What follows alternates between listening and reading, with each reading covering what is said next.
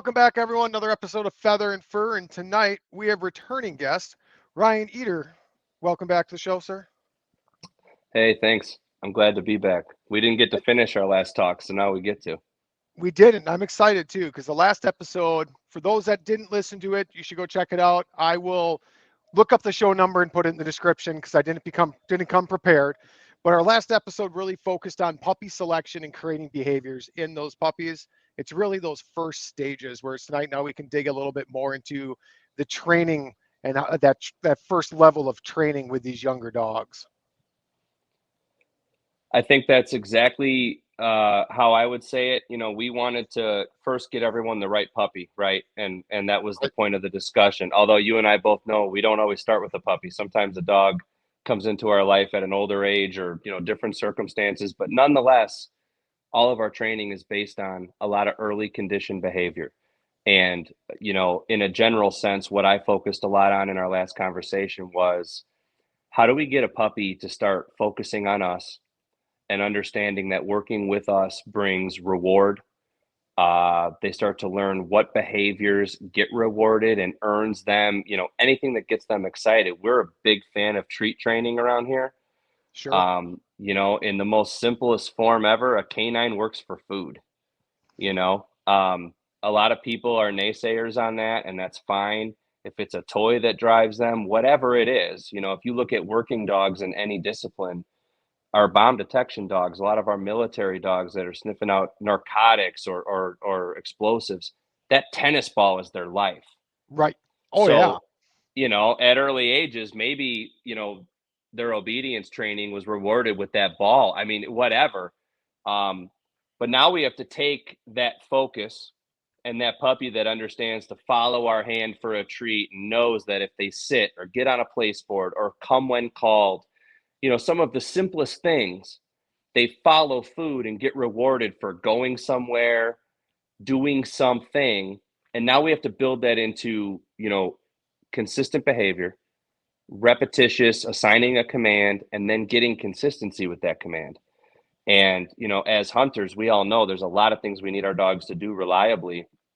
And for a lot of us, the wheels come off, when we're in the field or we're in the real deal. And I think if we talk about that a little bit more, I think we can clear that up. I think we can help people through a lot of that because, if you've already got the dog learning commands and doing it, you've done a lot of the heavy lifting. Now we have to Right. drive it home and solidify it. So, yeah. Right. It may be counterintuitive. Like I agree, we should touch base on that when we get there. It's a little too early in the conversation now, but Yep. what Yep. we might say might seem not lot. It might seem like, well, that doesn't really make sense, but it's almost like slowing down at a pause to really make sure you can launch forward. And we'll get more Yep. into that for sure. But that's really how I look at it. Like you said, like I believe you even said this in the last episode. It's a crawl, walk, run. Yep. Exactly. Yeah. I mean, some of the more popular DVDs or instructionals out there that all of your listeners probably have on their shelf, like a George Hickox in the pointing dog world.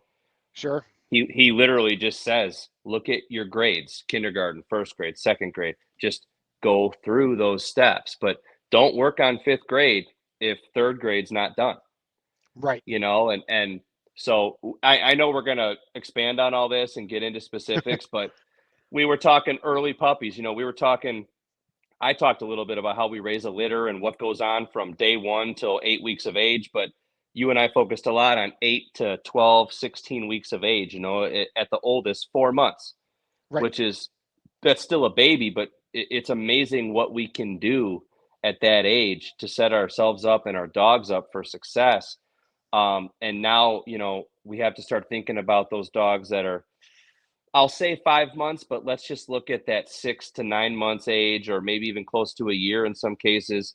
Now it's time to get into some formal training, where sit really does mean sit, whoa means whoa. I mean, whatever command you want to talk about doesn't matter. Right. But Right. our expectations and our standards are going to raise significantly. And so we have to do that in a way that's fair. We have to do that in a way where it's very clear the dog understands what's being asked of it. And, in our little pre-talk, Brad, you made a great comment about the word pressure, and yes, pressure is part of training. I mean, just a verbal correction is pressure by definition. Right.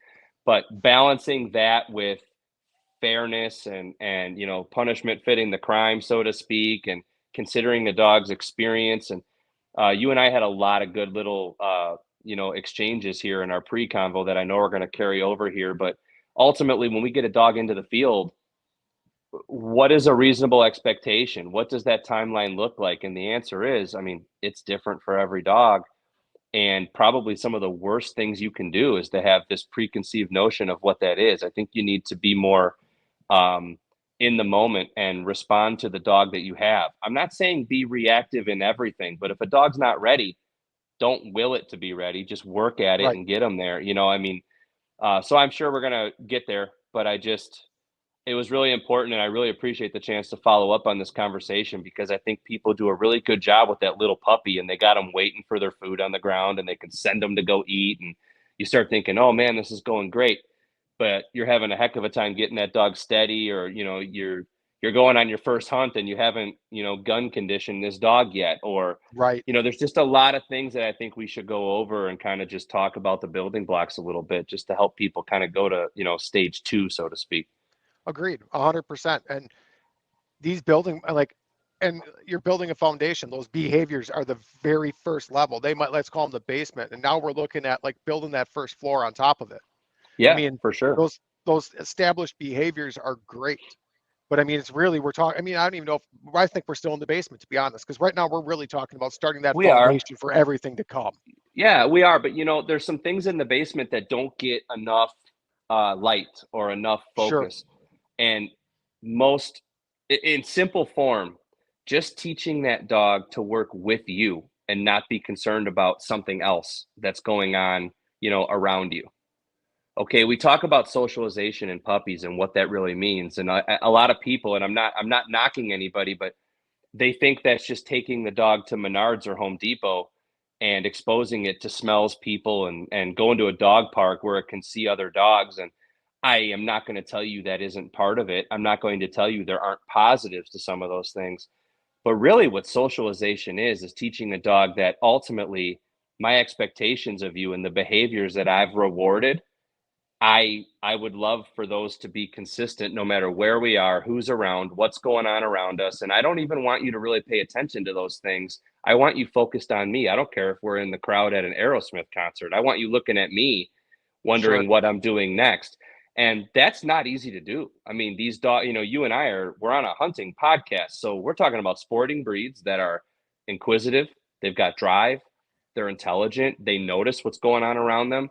And so we need to teach these dogs, hey, those are all great qualities, but at the end of the day, we're working together. I don't want Right. you chasing butterflies. I want you over here. I don't want you focused on it. And it all starts with those early things in the first episode that we talked about. So obviously I would refer people back to that because we can't rehash all Right. that right now. But we have to start taking that puppy's focus, which is a conditioned behavior. You know, we don't use a clicker, not because we're against it. Actually, there's some positives to a clicker. We just tell a dog yes or no. We mark the behavior with a yes or a no, and then we give them a treat or a reward. But a clicker is essentially the same thing. You click, they do it right, you give them a treat. Well, Right.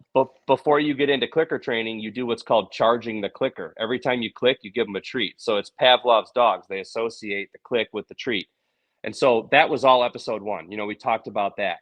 Well, now what we're going to do is, now that that dog understands how to focus on us and So we've I added looked it up. value. I looked it up real quick because we've referenced it twice now. So it was season 5. So it was last year, episode 85. So you can There you go go. back on our podcast and look it up. It's real easy to find on YouTube. You can just Google or just YouTube Feather and Fur podcast. Ryan Eder comes right up. Yeah. Southfork Retrievers. So I know we've referenced it twice. I wanted to call it out in case anybody had to drop off quickly or didn't pick up where we left off or something like that. So, yep, season 5, episode 85. Well, I'm glad I know, because I had some people asking which one they didn't want to listen to this one when it comes out until they go back and listen. So I'll let them know. But once you have that dog focused on you and offering the behaviors that they've been conditioned to know are positive, they get a treat for it. They're repetitive. Okay, well now let's go forward a little bit and start applying that to some more formal, training with a little bit more expectation and higher standards. And then I think you and I agree. somewhere in there we got to start thinking about their work and their field exposure and all that goes with Right. that. So I don't know how you want to funnel this, but I think that we have to kind of mix up our how we're going to up the ante in our actual training, and then other things that we need to show these dogs, so that their occupation is a little bit more clear to them, as they progress.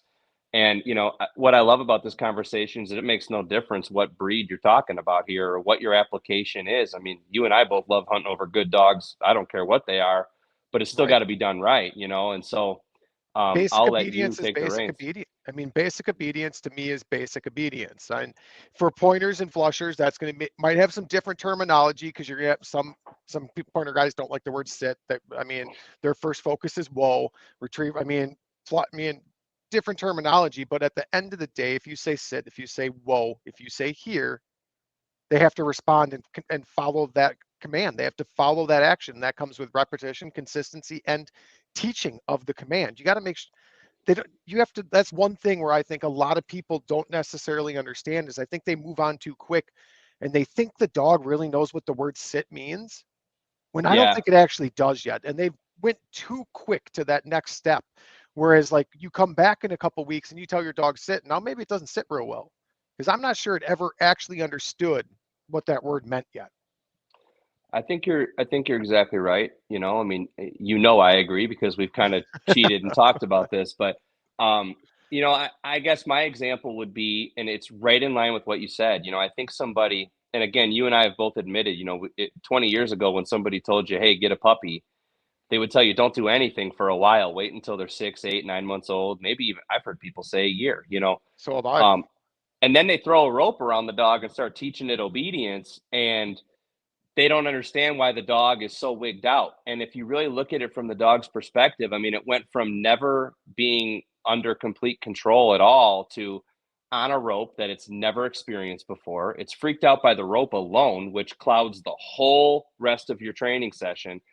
And so fast forward 20 years, and I don't know that that's the accurate number of years, but fast forward to modern times. I mean, what we've learned about dog behavior and comprehension, how they interpret information, those puppies that learn to come for a treat and sit on a place board and start assigning behavior to a reward, and like you said, ingraining the meaning of what a command really is. I want them doing it before they know what the command is. Sure. I don't care if they know what here means. I care that when I clap and say here, or hey, pup, pup, pup, whatever it is, and they come to me and get a reward, they start learning, when I check in with dad, good things happen. Right. And that's a puppy that's not running off. That's a puppy that's not giving me problems elsewhere. They're worried about where I'm at. Now, if you're a pointer guy and you got a dog running 150 yards, 500 yards, depending where in the country, what you're doing, a dog that cares where you are is important. You want that dog Right. to turn with you and go with you. If we're talking grouse woods or open prairie, it makes no difference.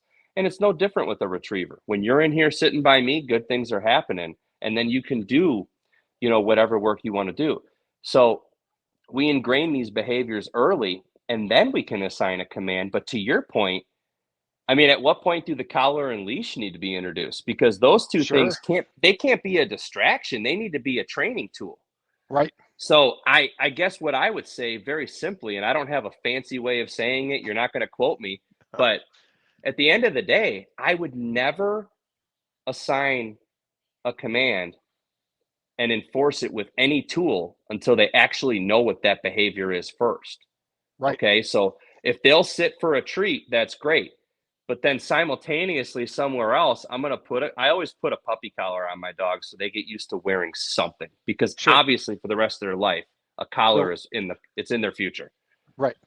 And then I'll let them drag ropes or leads or check cords around the field. And I'm not doing anything with it at all, but they got to get used to having it on so it doesn't become a distraction. And then once they're sitting for treats and they're doing this, kind of in a freelance form where I don't have any real control of this dog, they just know to be by me and work with me.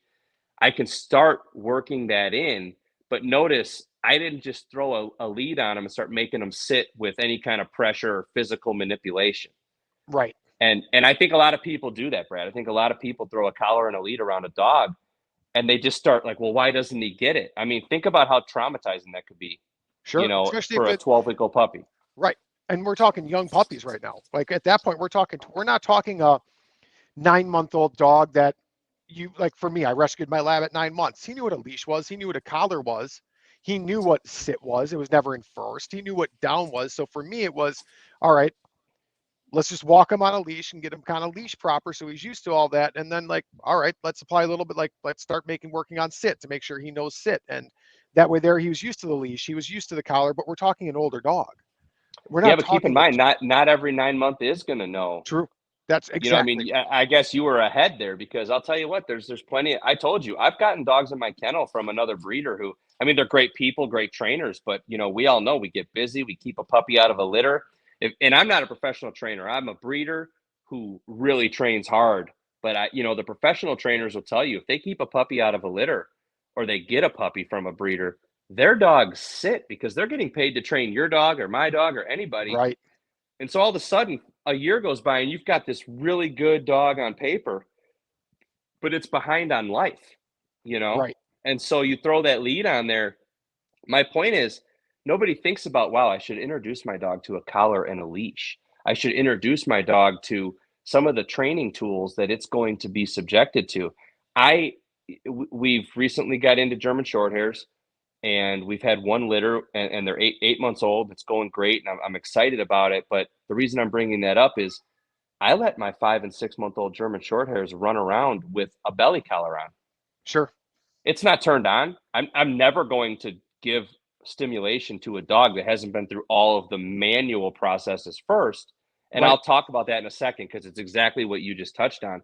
But I want them to get used to that feeling. I don't want to put it on for the first time when we think it's time to collar, condition the dog for a belly collar on whoa. And now that dog is so focused on that uncomfortable feeling that they're not even hearing me. And Right. so, I've learned this through dabbling and getting into this, but I really think a lot of people watch a DVD and they strap that collar on and they start pushing buttons and they start, they just feel like osmosis is going to happen. I understand it, so you should understand it, and let's move forward. And unfortunately, I wish they could learn that way. I'd have a lot Right. better dogs. Yeah, no kidding. Or we'd But have better humans. Depends which way osmosis worked. But you know what? no, I mean, All people kidding look at, aside, oh, go ahead. no, you go ahead, Brett. Oh, Sorry. I was going to say, you just kind of touched base on that. Like, it's funny because you talk to a lot of people and they're like, well, yeah, have your dog wear their e-collar for a little bit so they get used to it beforehand. Like that's such common, I feel like that's relatively common advice, especially with an e-collar on the neck. But you're right. They don't do it for the belly collar. They don't do it for a leash. They don't And do it not for a not regular everybody collar. not everybody does a belly collar. So I mean, Right. in fairness, if that's not part of your program, okay. But I'll tell you what, it's no different than a rope around the belly or a check cord or Right. some of these other methods that we use. I mean, I know the Smith method, Rick and Ronnie Smith. I mean, they're arguably some of the most famous types of pointing dog seminars you can go watch all over the country right now. I know that they kind of have a silent command system where it's not a lot of commands. It's physical pressure on the dog, a check cord, a post. The dog can't possibly break on the bird because it's restricted. I Hmm. can't speak to it. I'm not familiar with it, but I know the basics of it. And I think it obviously works great. But again, if that dog's never had a cord around its belly at all, I picture a dog rolling like an alligator the first few times it Oh, for feels that. sure.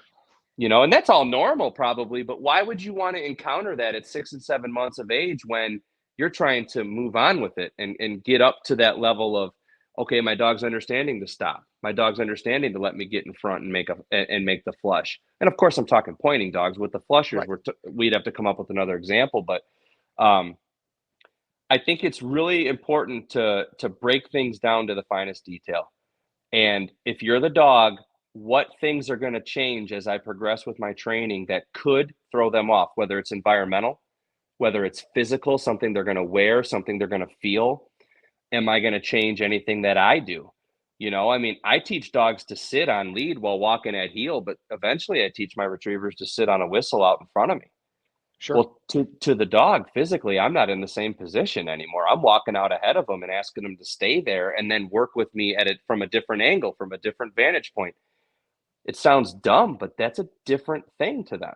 That's a Well, change that needs to be accounted for. And you know what? That's valid with all of your, you've got the wire hairs or the griffons. I mean, Navda, you're running a blind at the invitational. It's the same thing. The dog sits on a whistle, turns around, has to take a hand signal. We have to teach them to sit on a whistle at a distance. Well, it all starts with the same sit command that you taught at 8 weeks old. Right. How do we transition it, and how do we expand those expectations? And so you use the word common sense, and I got to say, I mean, that's really the answer. You just have to look at it from their perspective.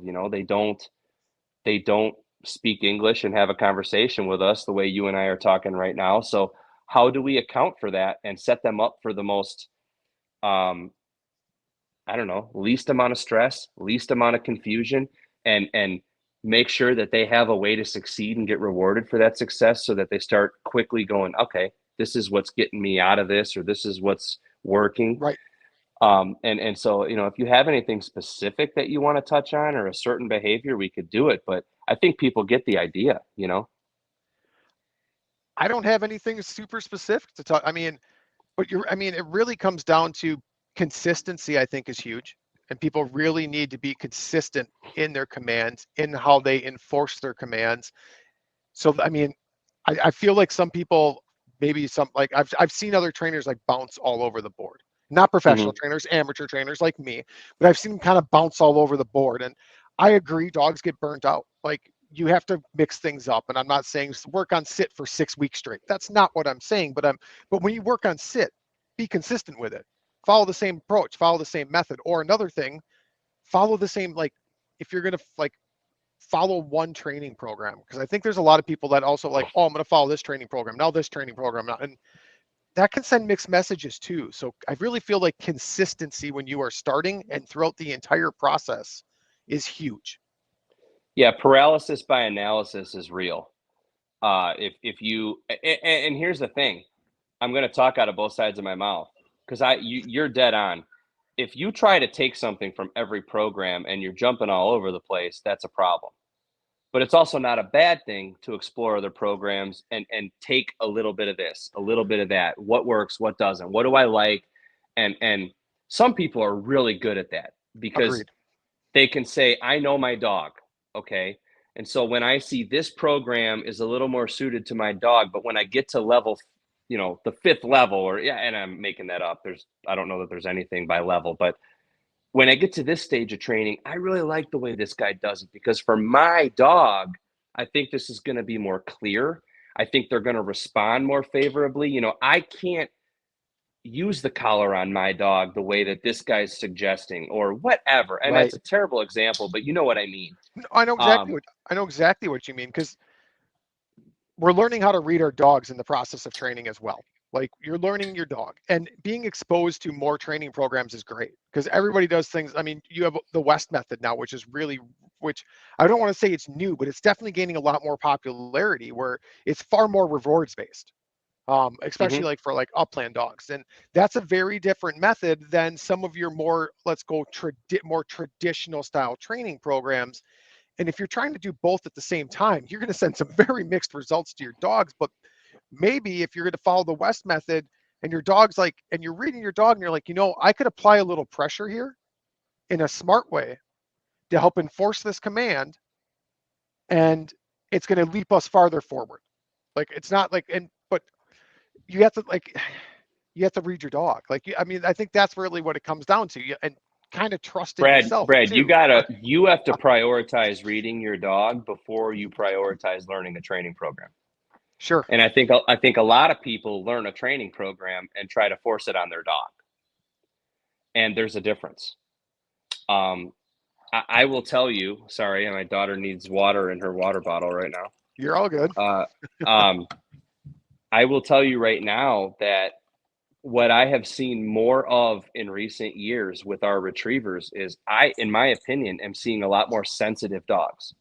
Okay. I'm seeing dogs that when I put any form of pressure, now when I say pressure, I'm not talking about physically beating a dog. I'm Right. not talking about anything heavy. I am talking a no, or pulling up on the collar, sit, when I'm Right. in formal obedience. And I see a dog pin its ears back and sit and really sulk. And you think to yourself, in the 80s, this dog would have been in trouble. This dog would have been getting a lot of force on sit. This dog would have been getting a lot of pressure.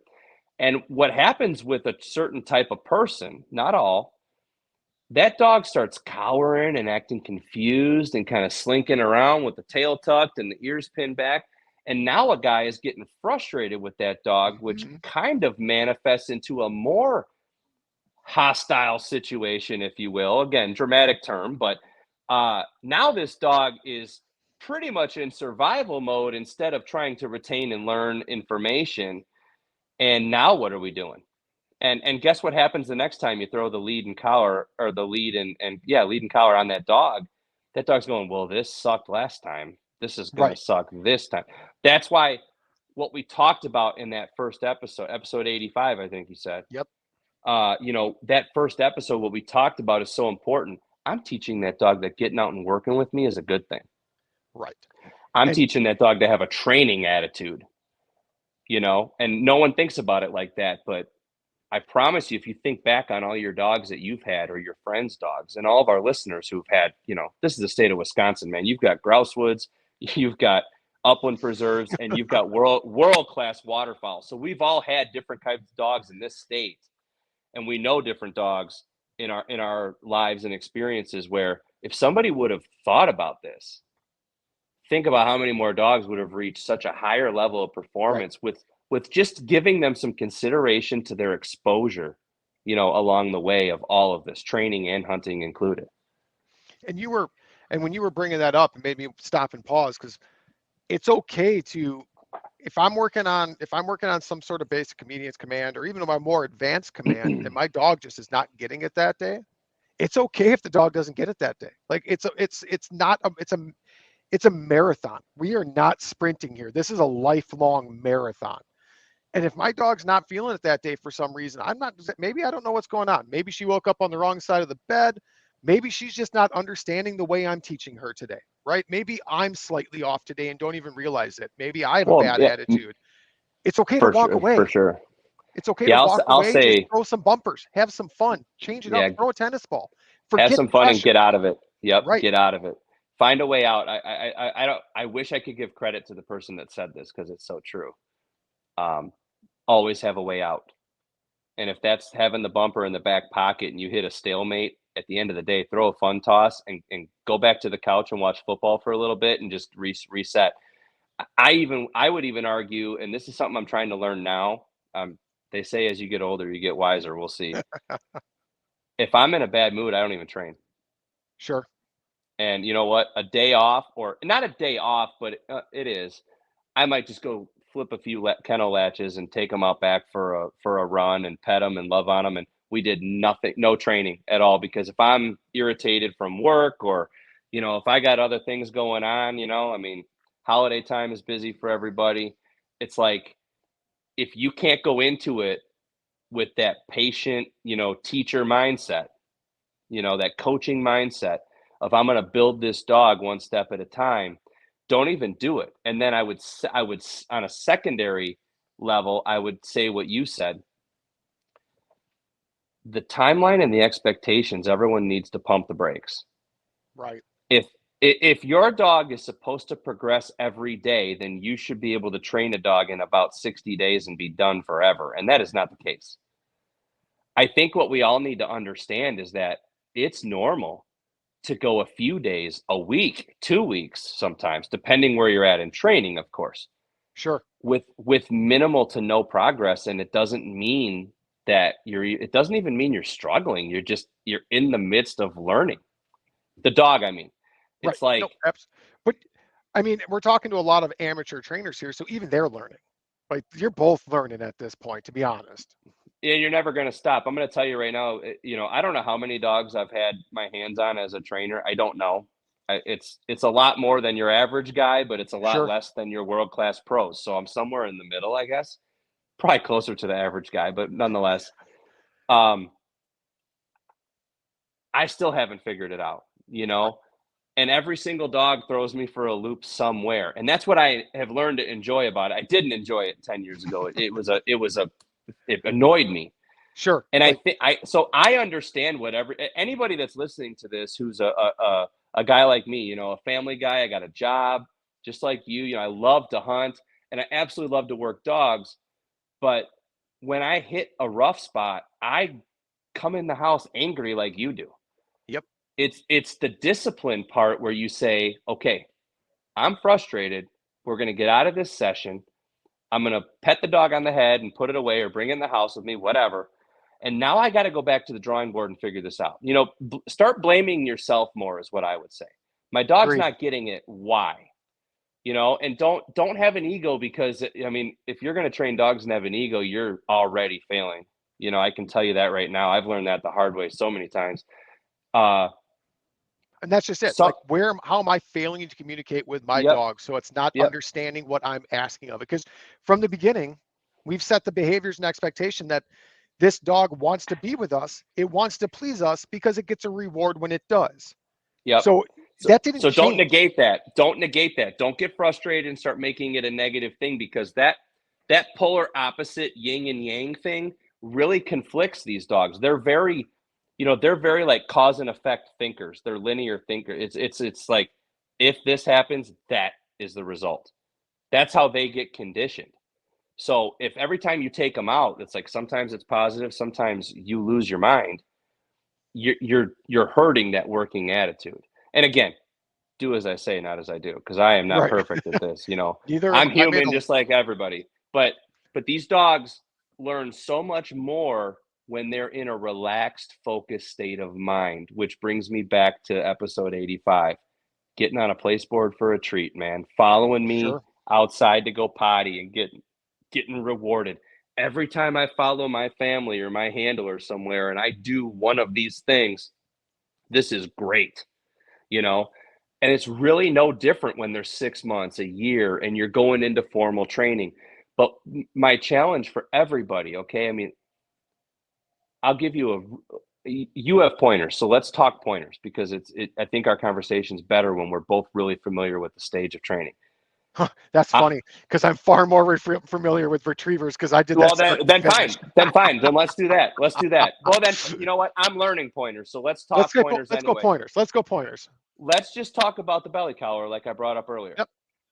I actually have this discussion with the local pro who has national champion, shooting dogs and walking trial dogs, and he could walk me into the ground. The guy has so many miles in field trials and competitive dogs. I have no business arguing with him, but my logic, I want to explain it. I don't think you should ever throw a belly collar on a dog and start putting pressure on their belly to stop and stand still until you can get them to do it on lead.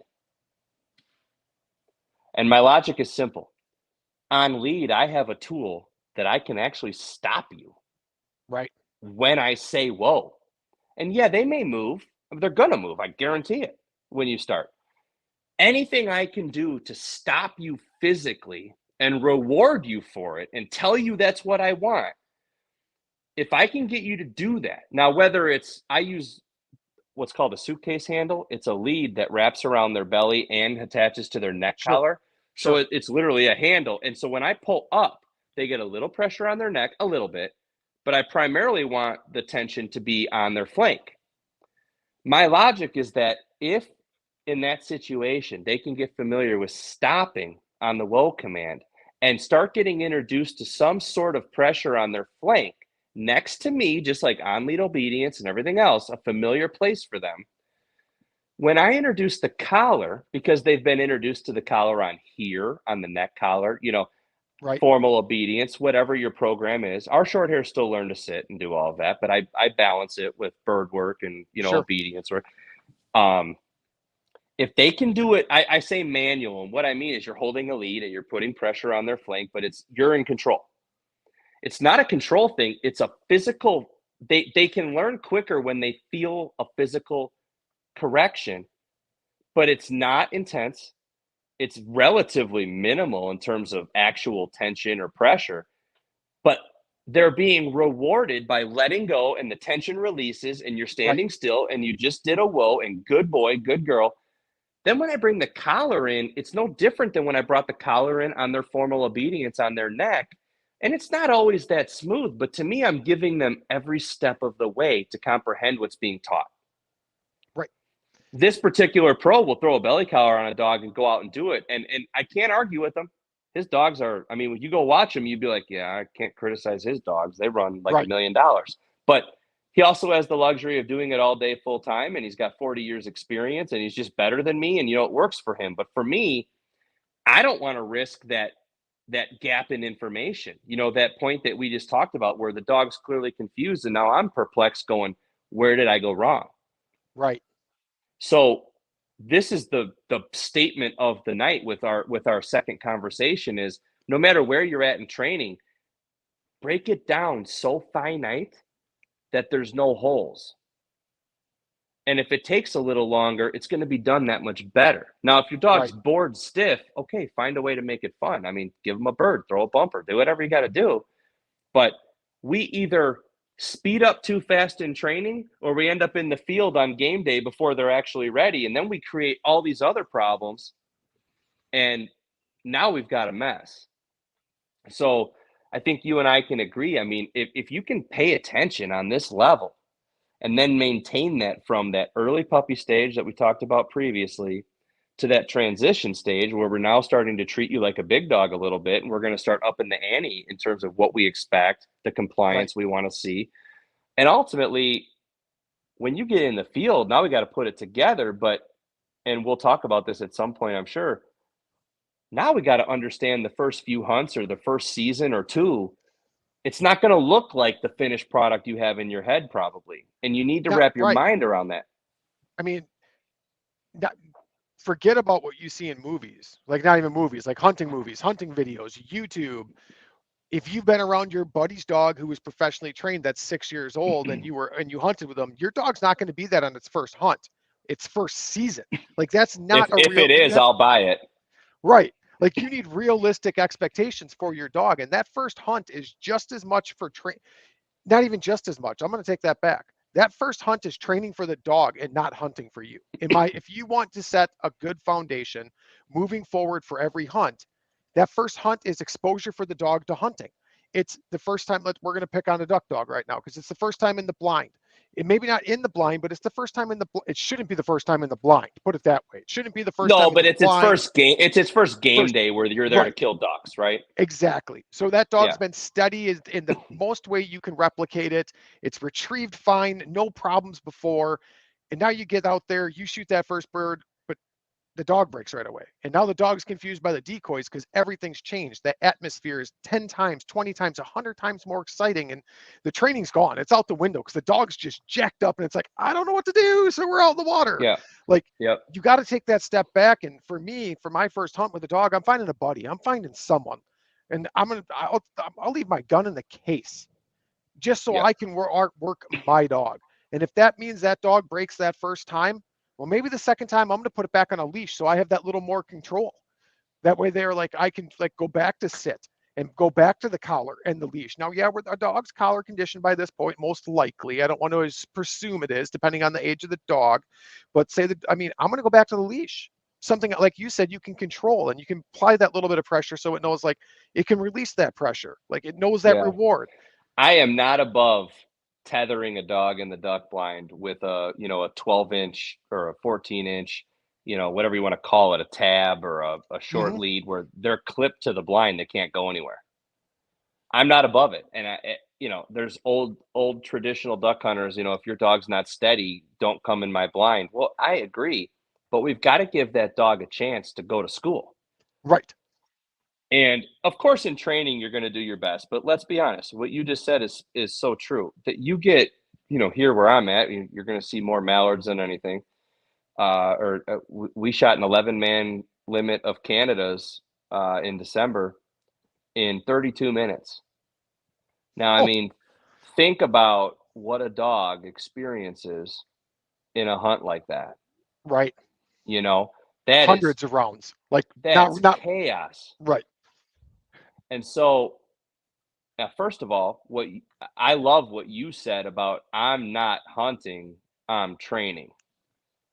I mean, I would go as far, Brad, and again, I'm because of all the mistakes I've made, I am so overly cautious. I'm over the top, I'll admit it, but I don't care.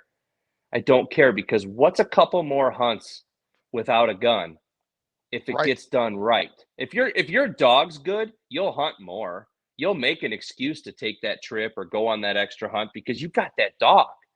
Right. But if Exactly. you rush that dog and ruin that dog, now you're not going to hunt as much. So if you sacrifice the gun a few more times and pay attention, because these dogs are smart, timely corrections, situational awareness, which to your point, there is no simulation No, not to a, of, even upland hunting. There isn't. I mean, you well, cannot. upland's even another animal too. And I'll share my North Dakota story about that because I set a dog up for a tough thing. And but I tell people your first 3 hunts, I mean, waterfowl wise, if you're hunting by yourself, it's different. But if you've got friends, like you said, your first 3 hunts, if you're bringing your gun, great, but keep it in the case and focus on that dog. Right. Make sure that dog can see. Make sure that that dog is sitting and you have a high obedience standard. Make sure that you only are letting that dog pick up ducks where they're doing it right. Because sometimes the most powerful training response is to not let them pick up that bird. Right. And what I mean by that is if that dog breaks, or if that dog is pumping its feet, not sitting, and you're going to see some of that with a young Howling. dog. Like, So right. yeah, exactly. Oh man, vocal's a whole nother thing. If someone knows how to fit, Mike Lardy, the Michael Jordan of retriever training, admitted that's hard to fix. So I'm not ashamed to say it. If someone knows what works on that, please let me know, because we've had some success, but we've never truly fixed it. Sure. And so if that dog is doing those things and you kill a bird for them and give it to them, you just told them good job. Right. Right. And you have pointing dogs. It's no different in that world. If that dog does not hold to the flush, at least there's a lot of trainers that won't shoot that bird, because why would you reinforce and reward I don't. non-compliance? You're not doing what I taught you. Now there are puppies that don't know. And Right. so therefore, what you said, your expectations are everything. If I'm out there with a 5-month-old German Shorthair, I might kill the bird for that dog because it needs drive, it needs to get some Right. retrieves, it needs to love birds. But that's situational awareness. And are we working on whoa? Maybe Well, we're at probably not five even looking at months, whoa. No, at I'm five not. months, I'm not. No, at Right. 5 months, I'm letting you do whatever the hell you want, basically, as long as you love birds and I'm seeing the fire getting lit. I mean, we can always install the brakes with a more Right. mature and dog ready. But a dog that's been in a field and loves birds is going to be a lot easier to train. Agreed. You Now, know, if I've been through whoa and I have confidence that dog knows what whoa is and it's breaking now out there, I'm probably like, I'm not going to shoot that bird. I'm not going to reward that behavior. If I would hope anything, not. I'm going to call that dog back to heel and we're going to reset, and then I'm going to resend the dog. That's what I do. Like, I won't shoot 100%. that bird. If it starts to chase, I will recall her. I will put her at heel and sit her. I will slow her down, and then I will send her again. Sure. And what I like about that is that's a great manual. I use the term manual because we're just going back to basics. The stuff you Right. taught that dog as a youngster. You're using a manual, it's not really confrontational. It's certainly not heavy pressure, but you took the ultimate reward away. And you got the upper hand in a way where you didn't kill their drive, you didn't kill their confidence, you didn't smother them in confusion. Right. You addressed a fault, you regained control. All the while, all they want to do is go back out and try it again.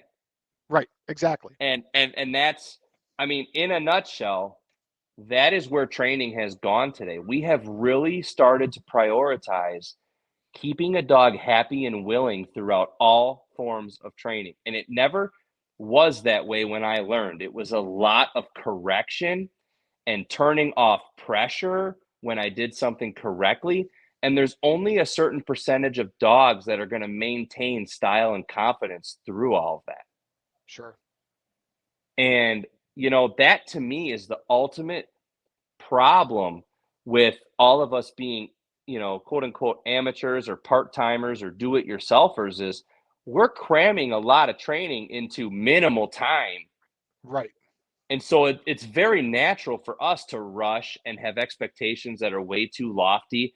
And I promise you, if all of us, I mean, I'm doing it now with my pointing dogs. Like I said, admittedly, I'm a 20-year retriever guy. I'm new to pointing dogs. I've been around them for a long time. But to say I understand their training and development, I'm a student right now.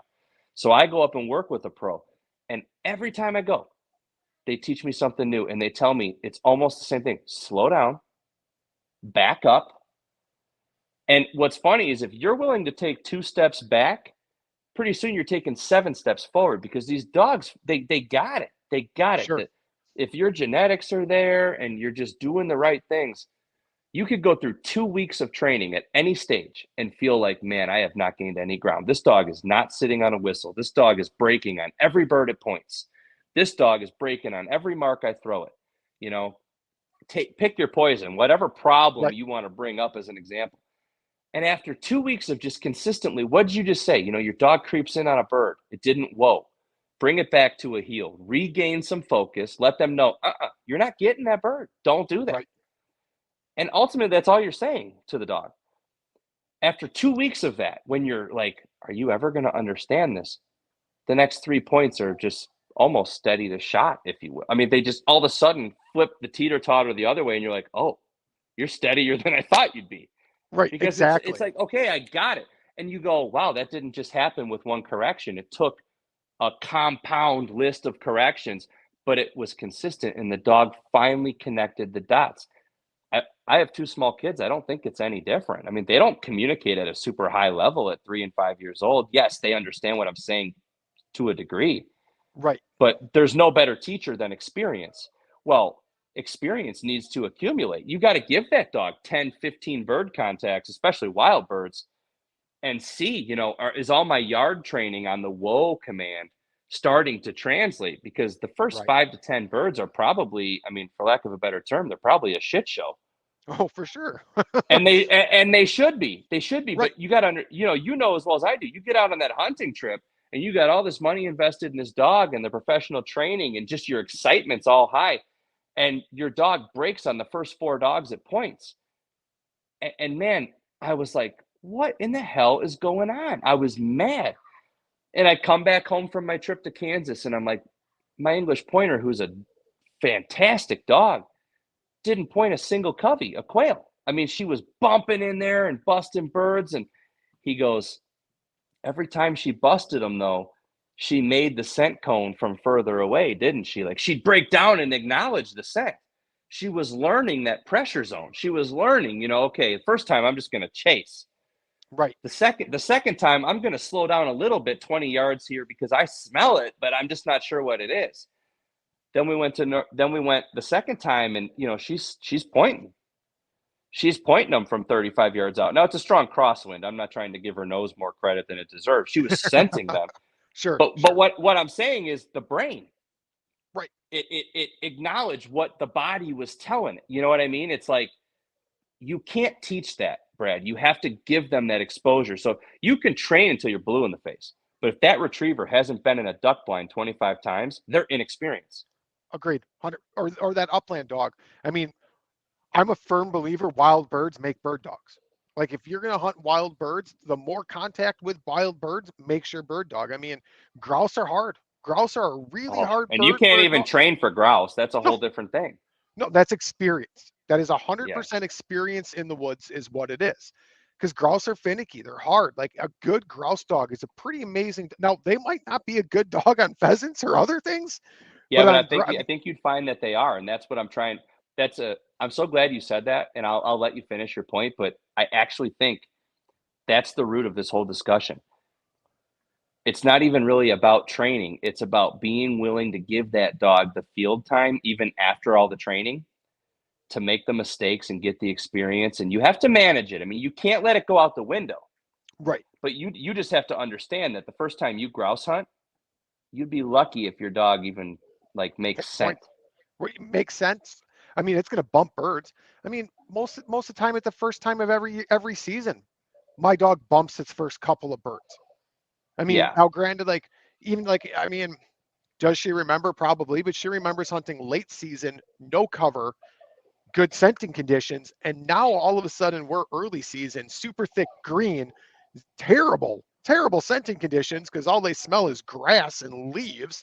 Yeah. They got to remember, like, oh, I got to slow down. Like, you can see it click, but every year, and like, you take a young dog now that's never even been in these conditions and expect like you're training on fields like launchers in an alfalfa field or whatever you've been doing, like winter wheat. If you've been running winter wheat fields with whatever you've been doing, it's not wild birds. Wild No, birds' it's not. first job in life is to survive. Dogs Yeah. are a predator. Like, they have skills ingrained from day one on how to evade this dog. And now you have a puppy who's never done this before that you've been training. Maybe you're through whoa, maybe right, and you're out there and like it just runs the bird over and then gone.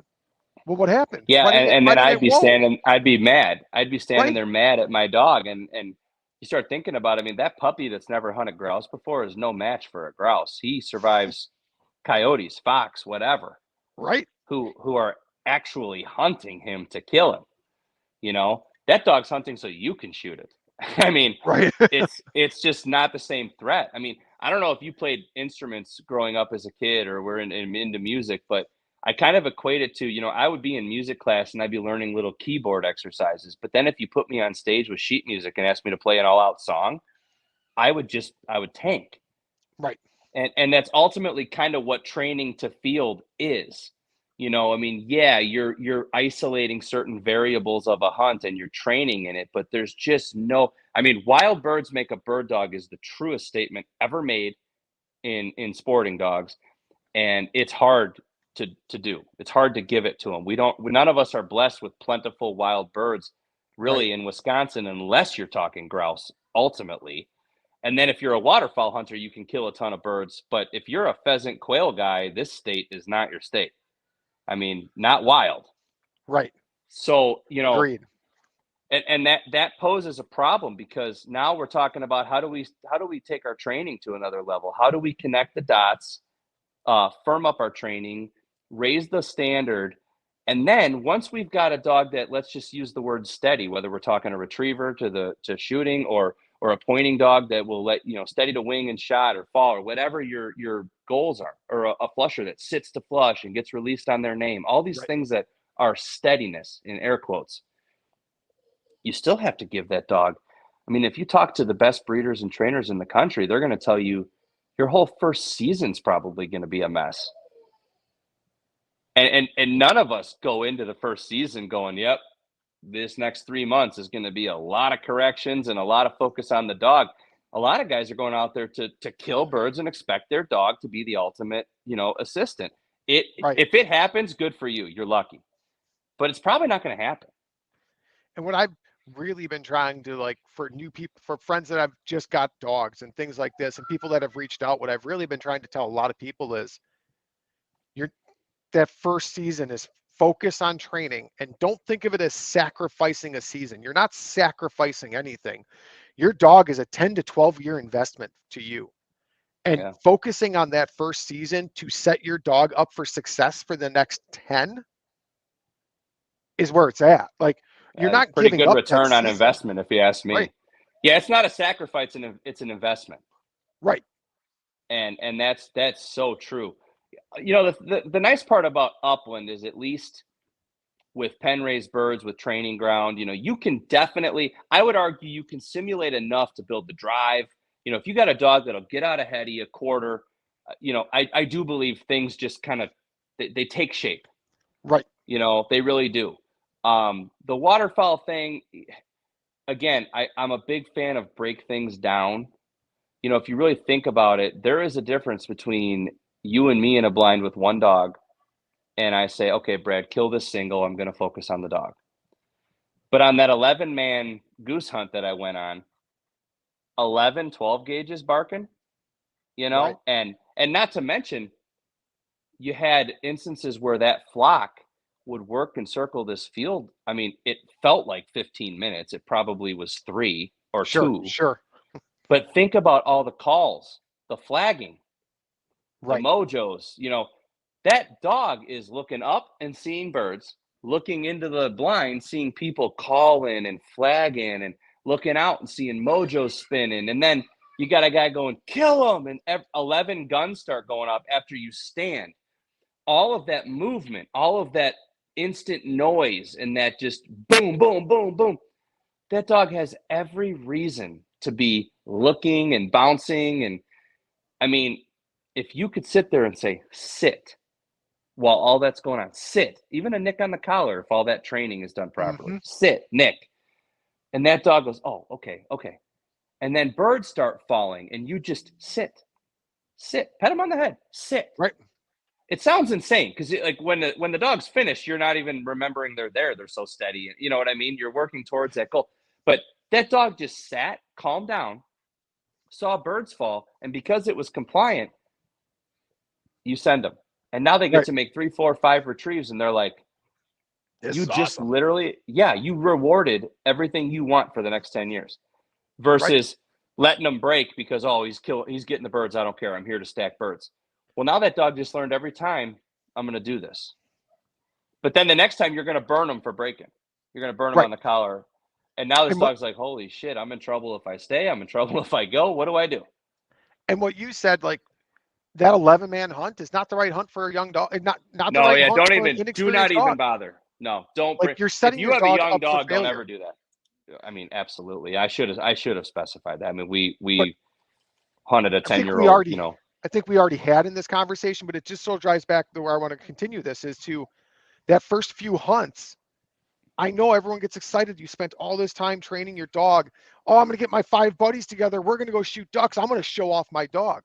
That's something it's never experienced before because I'm willing to bet you've never trained with those 4 buddies. All of you shooting guns off with somebody throwing that bumper. You never did that. That dog's not used to 4 guns in a blind. No, it's not used to all those people and that. Like, slow it down, set that dog up for success, and grab your best bud out of that group and say, hey, this is for the dog. I did some, or if you don't have any buddies, like I know, like at one point in my life after my divorce, I like didn't have anybody to hunt with at a point in my life. But you know, like with social media now and everything else, if you went on social media, there's and you can recognize who like the legitimate people are. You can normally weed through a lot of the crap. And if you're like, hey, I've got a young dog, can someone come out? I've scouted, bring your gun. Like, I'm willing to bet, like you reach out and you're in my area, I'd give you a hand.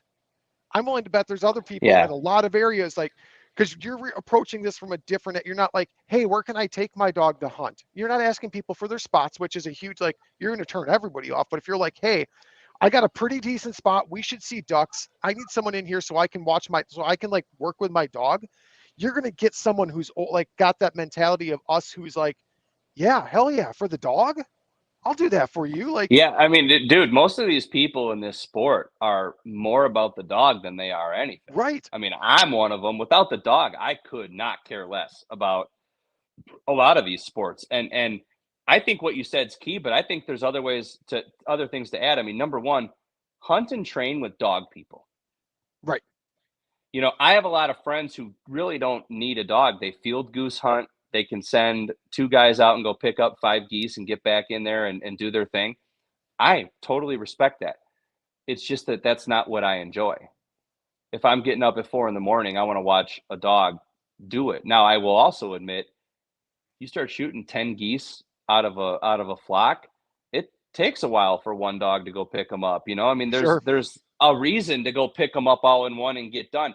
So from a practicality and function standpoint, I will concede there are times maybe it doesn't matter. And here where I live, there's a lot of field hunting, you know, but killing them on a marsh, killing them on the water, this is where retrievers or your versatile breeds shine.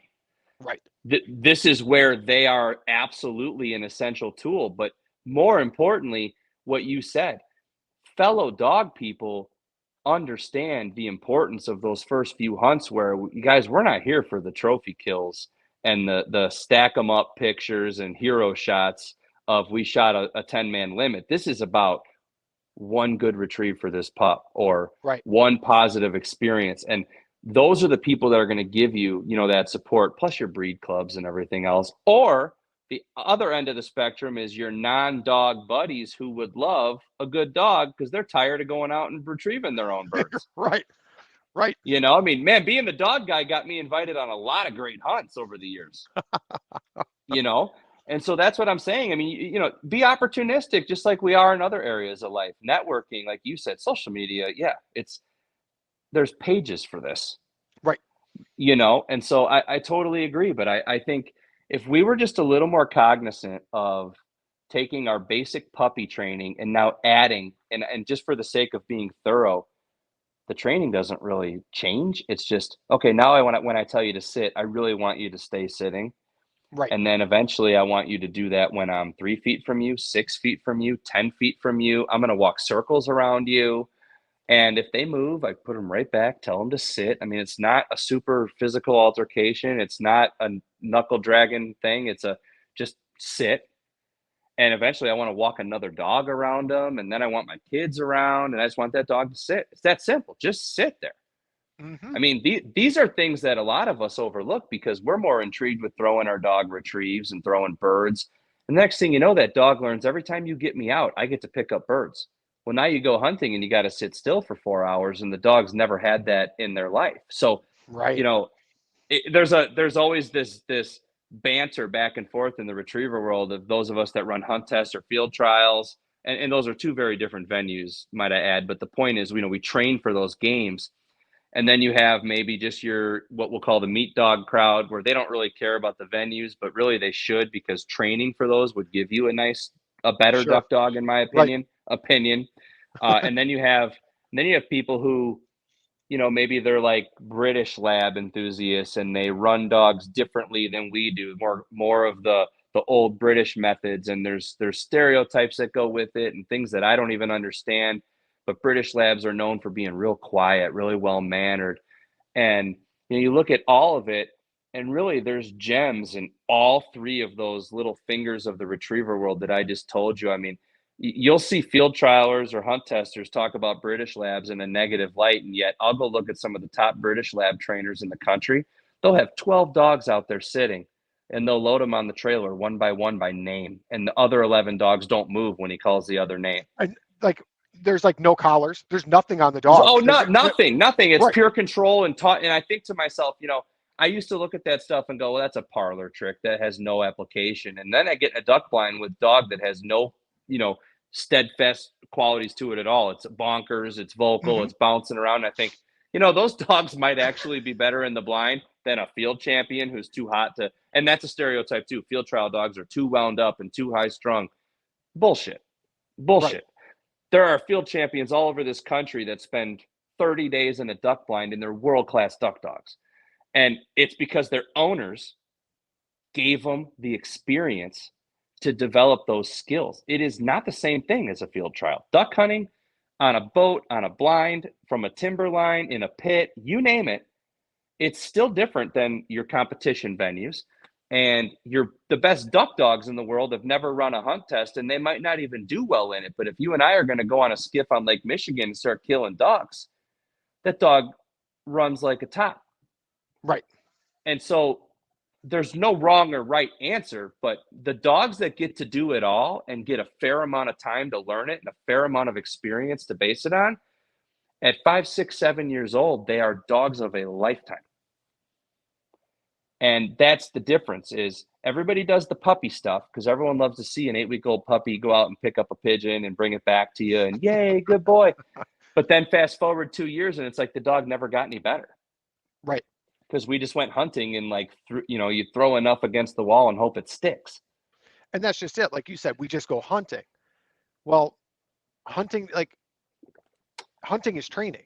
Like, if you allow your dog to break while hunting and then try to think you're going to fix it at your house in your yard, you're never gonna. It's not even the same situation. It's not even the same scenario. You can't expect to enforce bad behaviors in the duck blind or out like running the dog in the woods and then come back to your house and be like, oh, I'll correct steadiness here. You're never going to replicate it ever. No. I mean, you can't. So you're right. You need to do all your training, and then when you go hunting, you need to go, okay, now I can really train. Right. Now I get to take everything I worked on and I get to put it into a real world scenario. And you said it best. What is one season when you get 10 more the right way? Right. And it doesn't even take the whole season. No, probably not. Doesn't. Well, it depends how many hunts you do. Right. Agreed. I mean, a lot of us, I'll be honest. I talk like I'm this big experienced hunter, but since I've had kids, man, I'm lucky if I get out a few times a year. I train dogs a ton, Sure. but they're not on a boat. I have master hunters in my kennel that if you ran them in training, you'd be like, Ryan, it's a damn nice dog. And I would say, I agree. She's never duck hunted in her life. She's 3 years old, never been in a duck blind. My oldest is 5, my oldest daughter. My second youngest daughter is 3. I've hardly duck hunted since they were born. My wife works on Saturdays, so and then the upland season hits and I take my dad on Sundays to the upland or to the gun club. So Sure. honestly, all things considered, I'd rather go hunting with my dad and chase some pheasants. It's good family time. It's something we like Right. to do. So I sacrifice some of the waterfowl hunting right now to do more of the upland. And like I said, I've got a lot of interest in the pointing stuff right now. I'm learning a new thing and I'm into it. Um, and that's why I wanted to tell you, I was talking to a very successful all age pointer guy. He's out of Illinois, but he's got a plantation in Georgia as well. I don't know if I'm allowed to say names or You I can don't know say what the names. price. You can So say names. it, I'm not it was This show is not sponsored or promoted okay. by any kennel club or breeder. They were selling some started dogs out of their breeding program, and it's the Derrig family, and they own a ton of successful pointing dogs in the all age level. I mean, it's a prestigious breeding program. There's just no two ways about it. Sure. And I was talking to the son, the father who started it all, and his son, and he was just such a nice guy. Had a lot of time for me, was being really polite and patient with me. And I'm asking questions, and he's talking about some of their staple dogs, over the last however many decades. And these are dogs that run all age pointing field trials where in some situations they're 800 yards away. And That's crazy. when you turn right to go that way on your horse, the dog turns with you. They see you from that far away. They go with you. They're hunting for you still. And he goes, but I take that same dog in the grouse woods and he's at 35 yards and he's just a statue.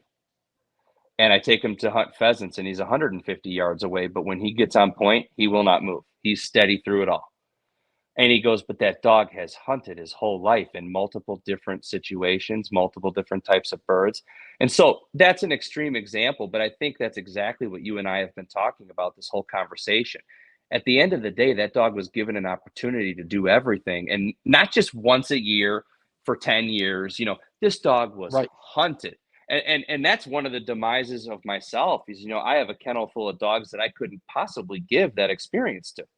Sure. So some of them really are here because they're hunt test dogs, and I love to run them, and I love to train, and they're pets, and they have great genetics, and they contribute to a breeding program so that other people can have great dogs.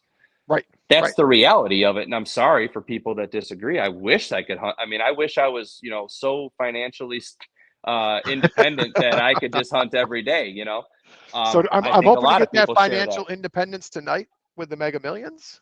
Yeah, no kidding. I mean, and hey, some people, that's their life. They hunt on their property every day, or they Right. have that life, that ability somehow, some way. I don't.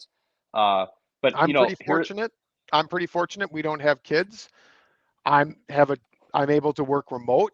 I mean, I would say at almost 2.5, if not 3 weeks of October, I was up north chasing grouse. Now well, I what, work man, your during the dog gets a lot of experience then that a lot of people don't, and you're at an advantage, no doubt. for sure. And I'm not out there all day. I'm not burning up a ton of vacation, but if I can work remote and hunt an hour after work every night, that's an hour more exposure and experience, and that's more contacts It's with birds. well, I mean, if you went Monday to Friday, it's 5 hours a week, 25 Right. hours a month. All of a sudden 3 seasons goes by and that dog's got, how many hundreds of hours. It Right. it adds up fast. I mean, Kobe Bryant used to say, I work out at 3 a.m. because over the course of my career, I have 8,000 hours more than the other guy. And that's why I win, and you Sure. have to find that time, whether it's training or hunting. So, I don't know if I've glazed over things too generically or not. I mean, I don't know how technical we want to get, but the bottom line is you've got training to think about, and then you've got to think about your early hunting stages as a continuation of that training, which you said so well. You're still training and you got to apply everything. And then you got to make sure that you're fair about the fact that if you duck hunted twice last season, man, your dog's still training in season 2, no doubt about it. Right. And that's the problem is, we all have lives and we're busy and not all of us have same situations. So, I mean, what is the reasonable amount of hunting exposure to where your expectations can be up here? I truly don't know, but I'll tell you what, it's a lot. it's a lot.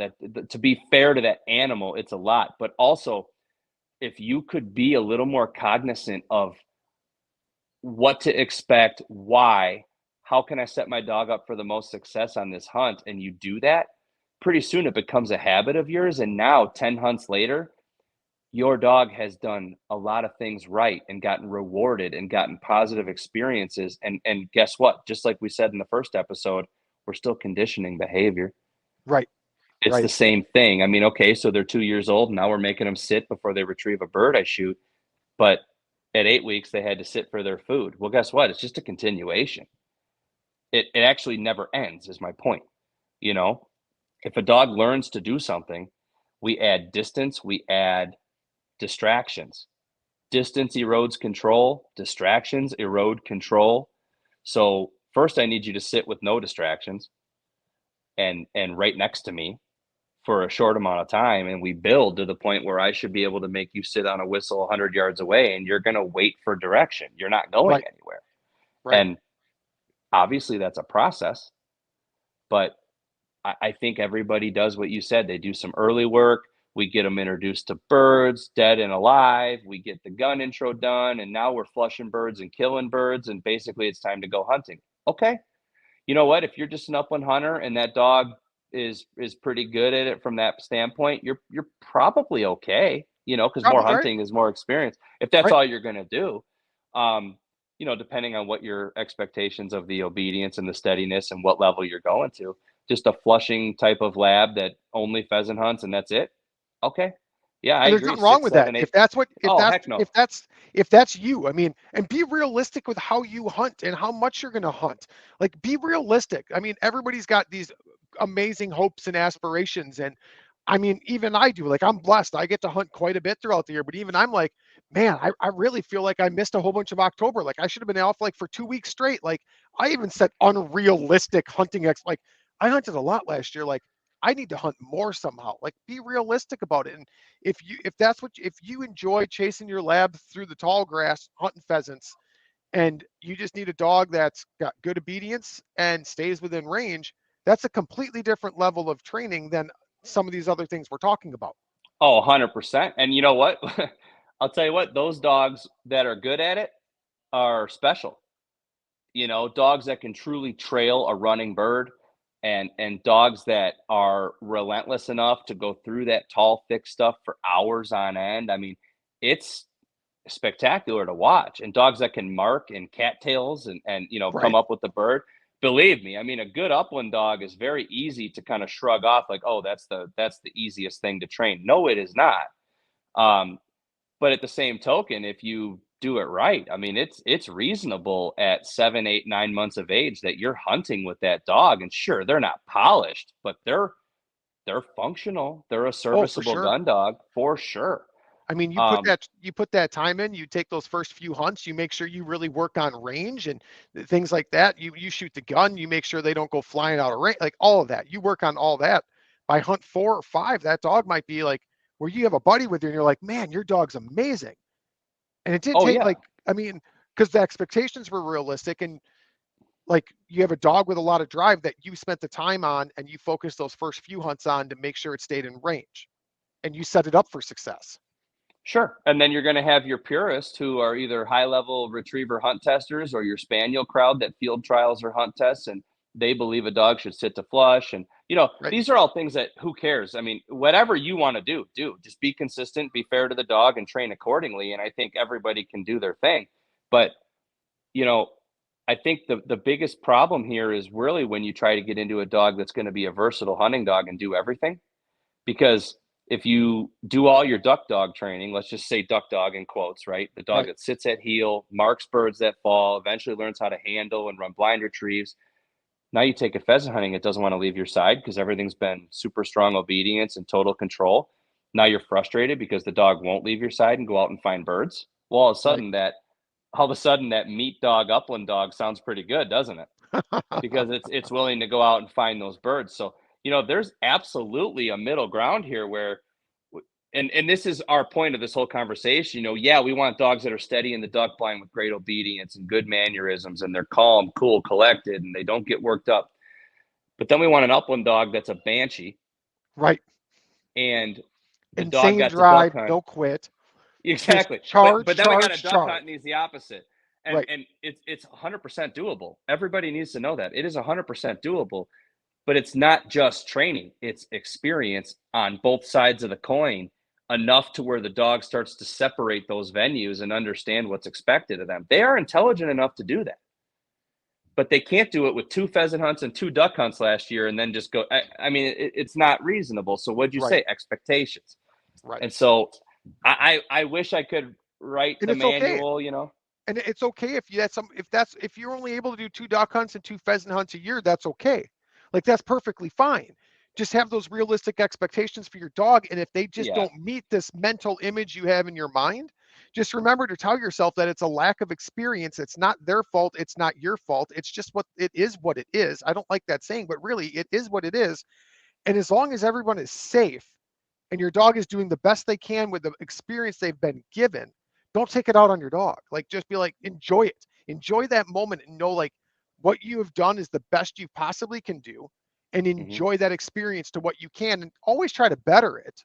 Like I'm not saying like just give up on the dog, it is what it is, but no, but recognize what it is with the experience you've been able to give it. I mean, that's literally the whole point. I mean, you literally just said it perfectly, and I can't even add anything because you nailed it. I mean, I am going to go back to North Dakota. I went last year for the first time. I want to go back next season. Think about it from my perspective. That's the only time my pointers are going to run the prairie on wild, sharp tails and hunts. So if I go next year for 3 days, they will have 6 different opportunities in their life to encounter those birds. How good could they really be? Right. Everything spot on what you just said. My expectation is by year 5, they might go out there and do it right. Sure. And I'm exaggerating because it probably won't be that long, but when you're only going for a few days at a time, I mean, And 5, take those wins. Like next year, you go out there and your one dog does it right one time out of 100. Take that which win. is real, and that's 100% what could happen. And you're right. Right. I'm going to be stoked about it. Right. The first time I went to Kansas and my pointer was bumping quail coveys because she just had never done it, and I'm angry. I mean, it's how good are you going to be at guitar after 2 lessons, after 3 lessons? Right. And it's literally the same thing, but for whatever reason, because we do it in the yard, in the backyard, my dog stands at will perfectly, or it's steady on every retrieve I throw it. Well, okay. But there's a big graduation to game day, Right. so I would encourage everybody to really break it down. And, I think it's that Malcolm Gladwell who did all those books on tape, about what it takes to truly become a master of anything. And it's like 10,000 hours, to be a great professional athlete or a great CEO or a great Sure. salesman or a great builder, a carpenter, 10,000 hours. Right.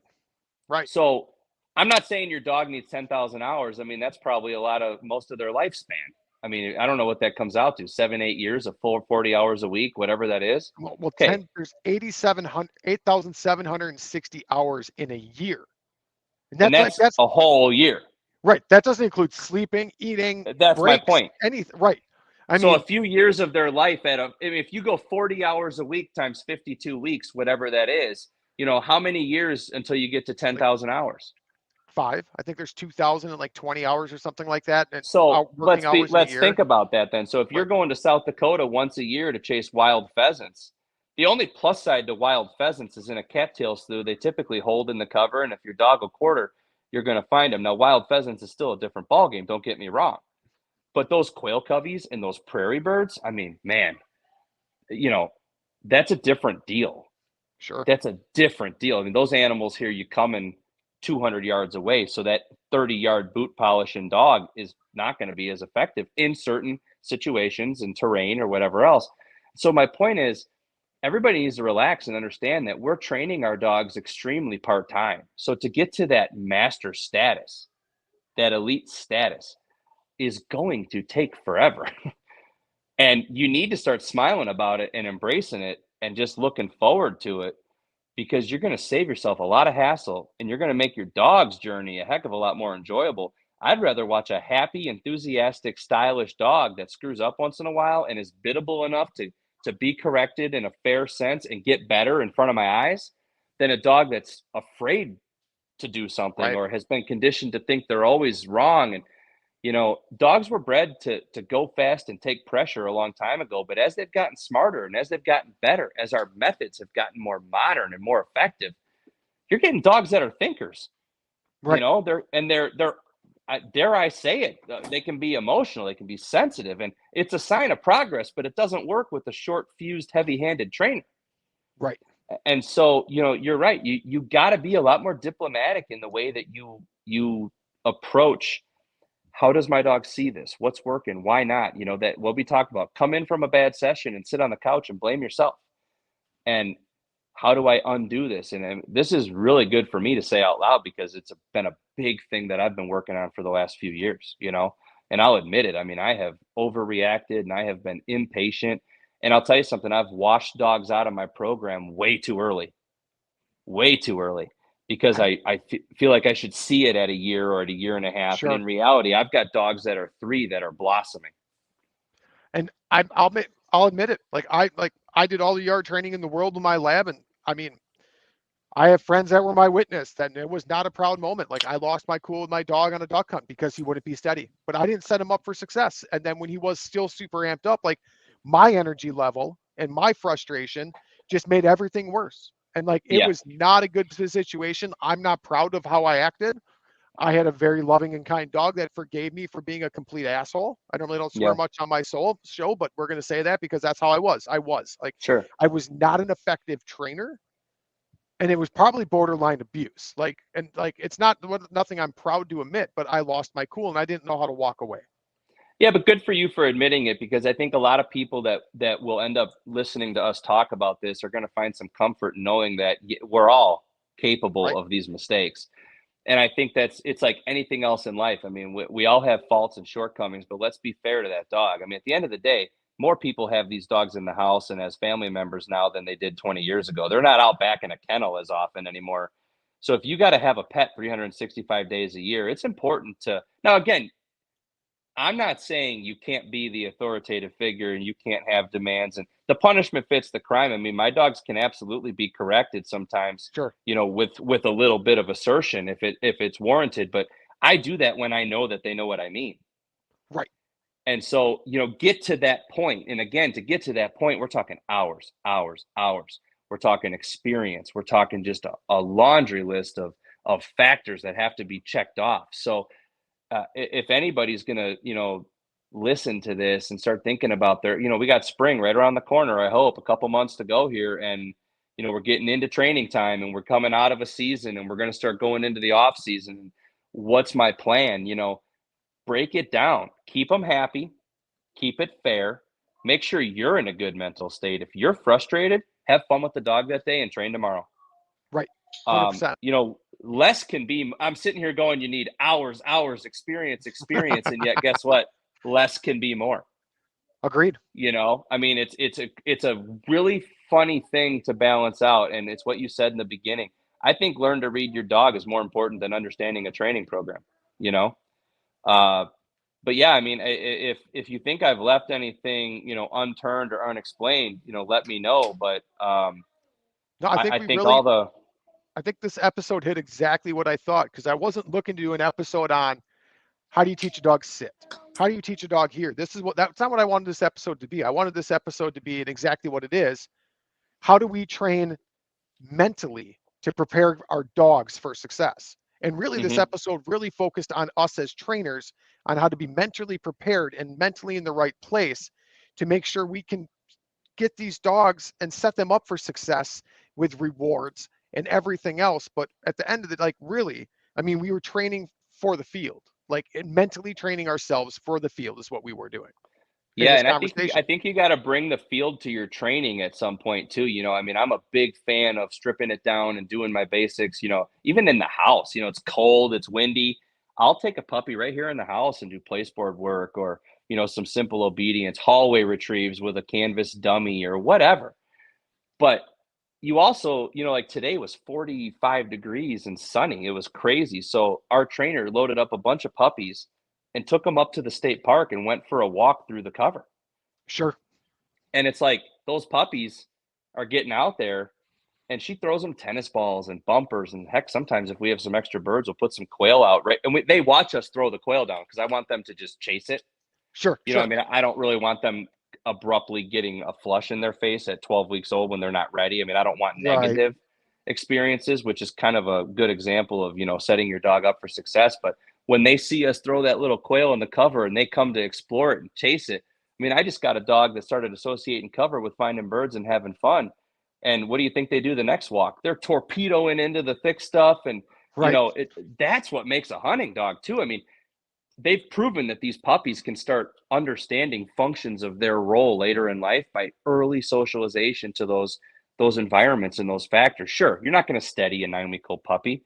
Let him break on the retrieve, but he can Right. learn how to retrieve and mark and go get something that he sees fall and learn to love birds and nurture that prey drive and learn to love working with you for a reward, like you said. Dogs are very basic creatures. They want to eat. They want to be, like warm, dry, safe, kind of thing. And they'll breed if they're given the opportunity. And beyond that, I mean, they love companionship. They love to be in their pack. That's really their core needs. I mean, that's it. So And I if really you can, truly believe, and you might not agree, which is fine. Others might. I really do believe they try to please you. Like they know their place in the pack, and I 100% believe that dog truly is trying to please you as the owner and leader of that pack. I really believe it. I, I couldn't disagree with that because now you have to get there. Right. If I go grab a 2-year-old dog out of the pound right now, some of them might latch on right away and bond, and some, may be reluctant. That's earned. What you just said is earned, Agreed. and I think that's something we have to tell ourselves because that fits right into the theme of getting your mind right, getting your expectations right, having respect for that animal, but also being firm and hey, look, I mean, you are going to work for me, and you are going to be compliant with my standard, but I'm also going to be your best friend in the world, and I'm going to respect your ability to learn and give you the timeline that's fair. And I promise, I'm not going to put you in any positions where you have no idea what you're being corrected for, what you're being told. Think of every guy that on opening day goes to a preserve out here and throws an e-collar on his dog for the first time ever. Right. And he flushes a bird, you miss. He goes to run across the road after the bird and he starts lighting them up. That happens every day Oh, during for the sure. season somewhere. Oh, And absolutely. now that dog thinks the pheasant did it. Now that dog thinks it's, they don't know. Like the whole foundation of training is so that these negative associations don't happen. And so it's your awareness. You're the handler, you're the owner. It's your responsibility to put your dog through the paces and account for all of those circumstances. And if you think about it, that's a long list of things to consider. So take your time, do it right.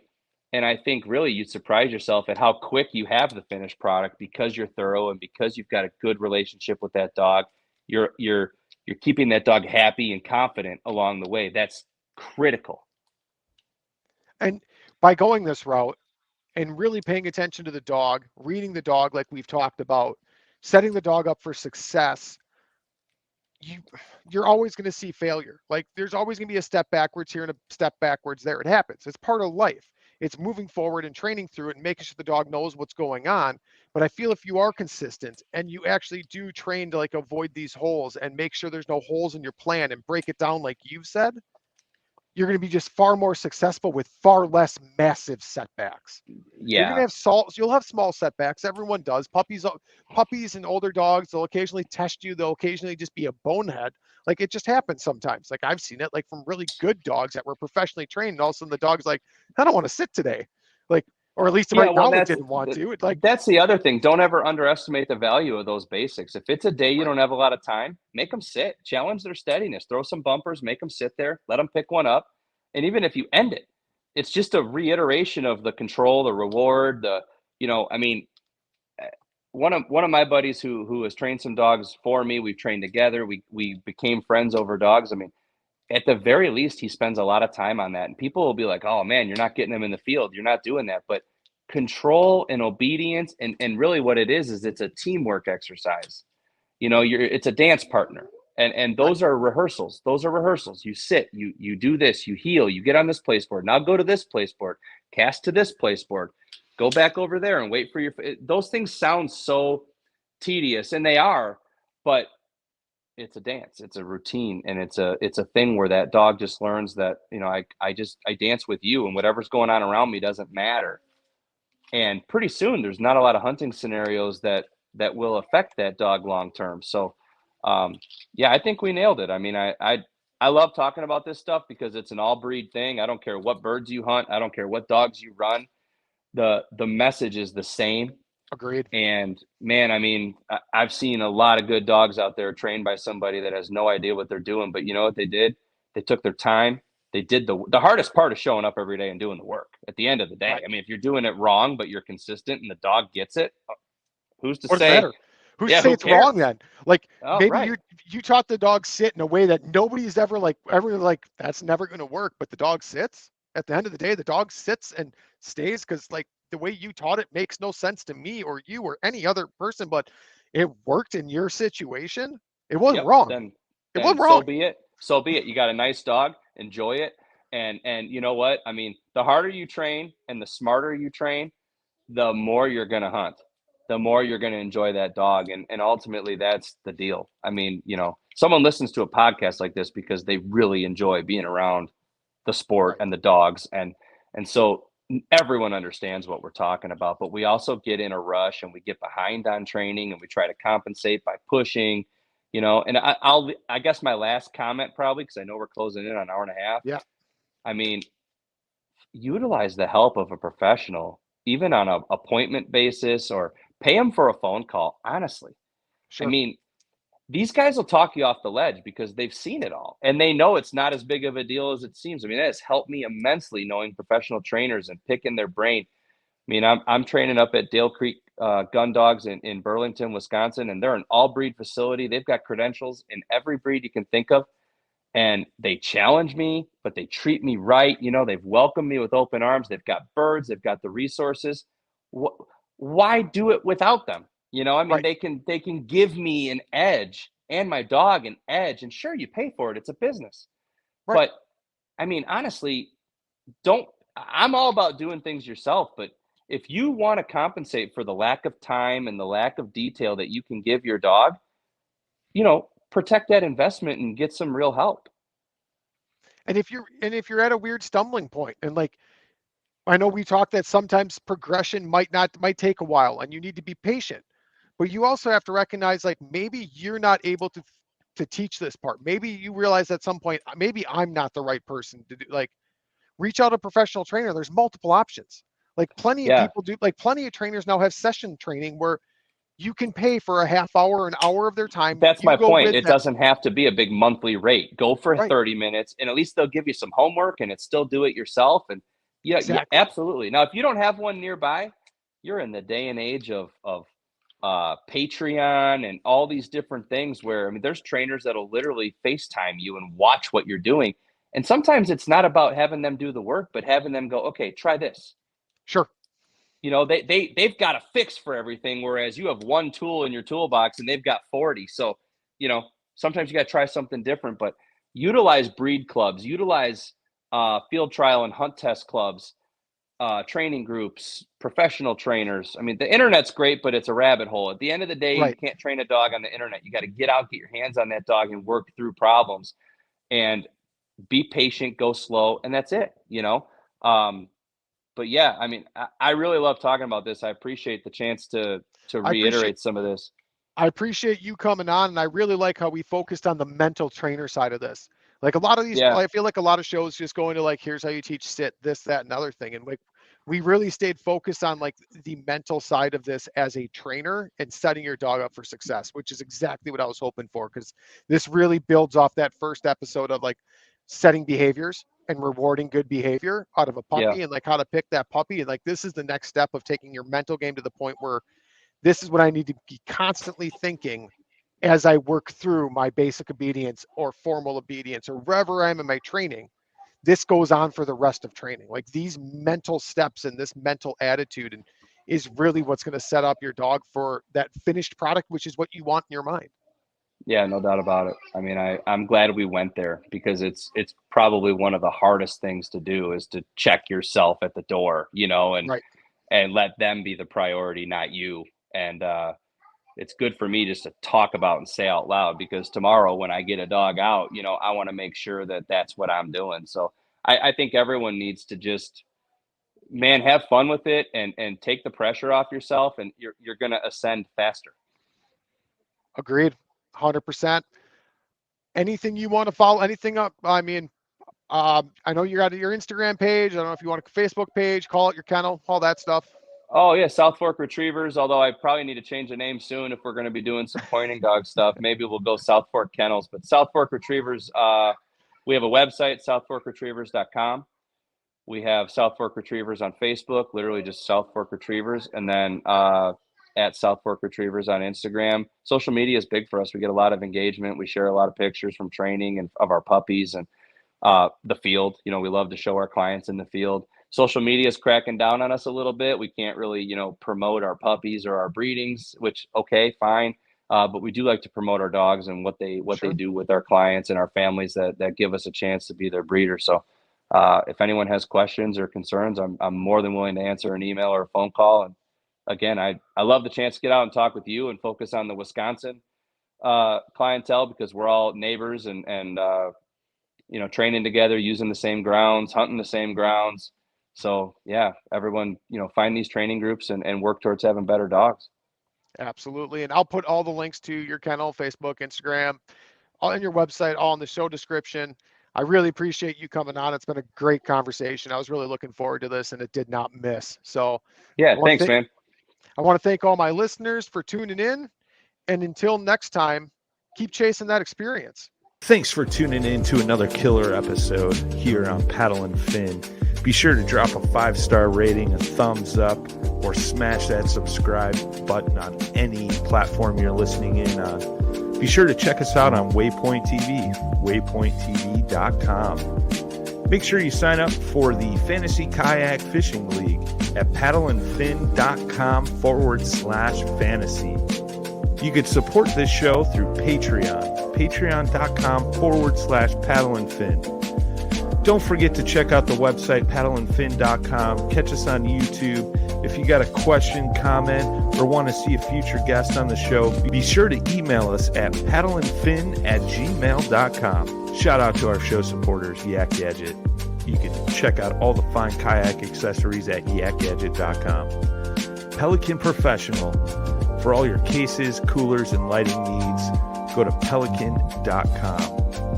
Rocktown Adventures, your Midwest premier paddle sports destination.